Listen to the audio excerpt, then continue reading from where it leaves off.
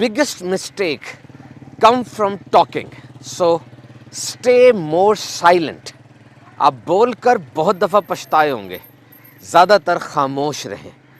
کہا جاتا ہے کہ خاموشی آوازوں کی استاد ہے۔ خاموشی خالی نہیں ہوتی، جوابات سے بھری ہوتی ہے، سمجھنے کا ظرف چاہیے، اور خاموشی چھوٹی بھی نہیں ہوتی۔ دیکھیں اتنے بڑے بڑے پہاڑ خاموش ہیں تو خاموشی بہت بڑی ہوتی ہے، اتنے گہرے سمندر یہ بھی خاموش ہیں تو خاموشی گہری بھی ہوتی ہے۔ خاموشی بغیر سلطنت کے ہیبت ہے، یہ دانا کا زیور اور احمق کا بھرم ہے۔ جب تک وہ بولا نہیں کسی کو نہیں پتا، بول پڑا سارا راز کھل گیا۔ اور یاد رکھیں عقل کامل ہو جائے تو کلام ویسے ہی کم ہو جاتا ہے۔ Not great ideas make success, only success make success. So build the empire of big success on the foundation of small successes. بہت بڑے بڑے خیالات اور آئیڈیاز جیت کی طرف نہیں لے کر جاتے، صرف جیت ہی جیت کی طرف لے کر جاتی ہے۔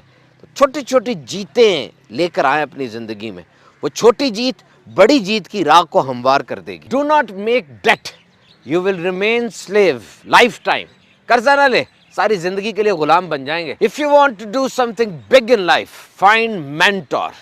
Not on daily basis, weekly, monthly, but lifetime. You can keep on changing it. اگر زندگی میں کچھ بڑا کرنا چاہتے ہو، بہت بڑا، تو استاد ڈھونڈو۔